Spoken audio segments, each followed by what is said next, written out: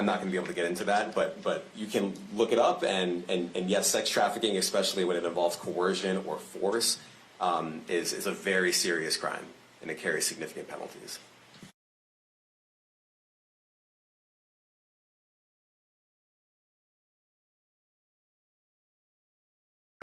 Good afternoon, Darla Miles, ABC7 New York. Thank you for this press conference and for the details. Two questions. In context of this indictment and the information that was presented to the grand jury, are you able to clarify the number of victims? It's mentioned plural in the indictment, but can you specify the number of victims just for this particular indictment? And secondly, can you provide details about the alleged arson? Unfortunately, I'm not able to provide either. The number of victims, you are correct. We are intentional in saying multiple. The details of the arson incident are limited to what we have in the indictment and also the detention letter that we filed, which contains more details than the indictment does at various points. But we don't have anything more beyond that. Next question. Lynn Tran, CNN. Are any of his accomplices or associates under investigation? And additionally, could he face any more charges?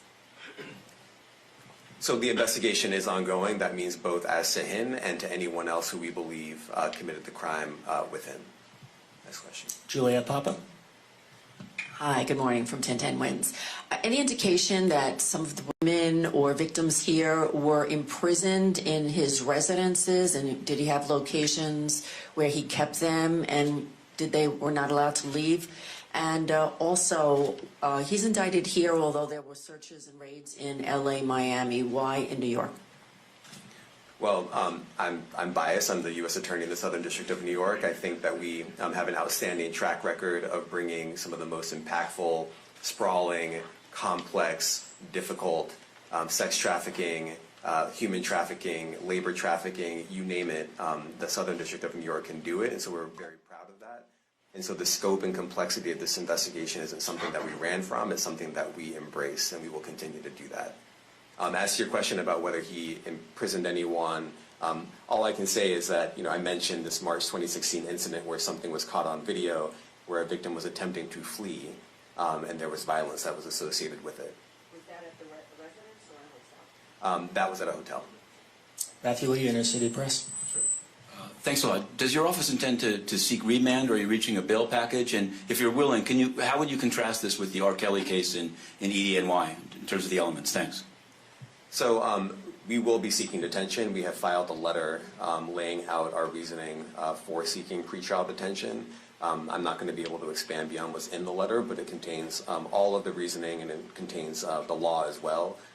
There is a presumption of detention in a case like this, and we think that's warranted. John Anise, New York Daily News. Thank you.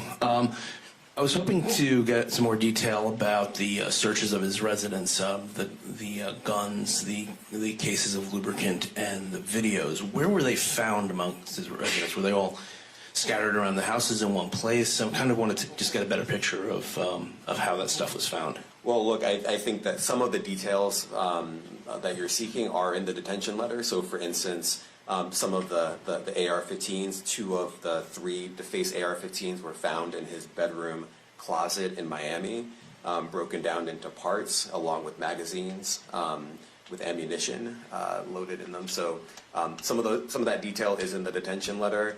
Beyond that, I'm not going to be able to get into where other items were stored. Ben Kochman, Post. Hey, thanks for doing this.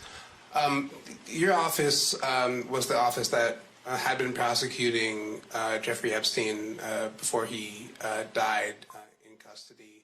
I have not read your detention memo yet. It's the first thing I'm going to do after this ends. But does the memo address, or is your office concerned with Combs' safety in custody, given what happened with Epstein? So we are concerned with anyone's safety whenever they are detained prior to trial. It's part of our obligations to keep people safe as well. It's part of the criminal justice system. So But I do not draw any sort of connection between Jeffrey Epstein's suicide and what may or may not happen to any other defendant while they are detained pretrial. And of course, the decision whether to detain the defendant will be up to a judge. Our position is that pretrial detention is warranted under the law and based on the facts of this case, and I'll leave it at that. Are some of the prosecutors on this case some of the same prosecutors that had been handling that or that worked on the Maxwell case? So I'm not going to get into the staffing. I will say that this team, this group of AUSAs, this incredible group has been working on this case around the clock, and they've had their hands full. Next question. Gus Rosendale, NBC News. Good morning, sir. Combs' attorney said that his client has been cooperative with investigators. He said that this morning. I was wondering if you would have a reaction to that. Let me just say this. I think that generally with increasing frequency, the word cooperative or cooperating has taken on tremendous elasticity and it no longer really bears any relation to what the word means when we use it in a very specific context. So responding to lawful process and the like does not qualify as cooperation when we use that term here. Mike Sisak, AP. Thanks.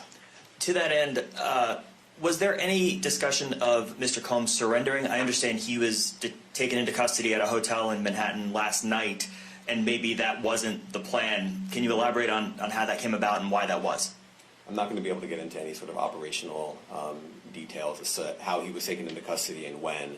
He is in custody right now. He will be appearing in court later today. Was there any discussion of him surrendering, given they claim he's cooperating? I'm not going to be able to get into law enforcement tactics or operations. It's a big deal at the gun. How come they're not charged outright or with obliterating civilians? That's automatic. Well, I can't get into the charging decision. It is very meaningful to us that weapons were possessed, as we allege in the indictment.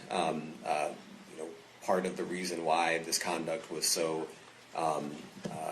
pervasive and harmful was because victims and others didn't necessarily feel comfortable denying him his wishes, as we allege, because of the presence of firearms. I should leave it there. Thanks. Last question, Jacob Shamison. Jacob Shamsian, Business Insider. Thank you.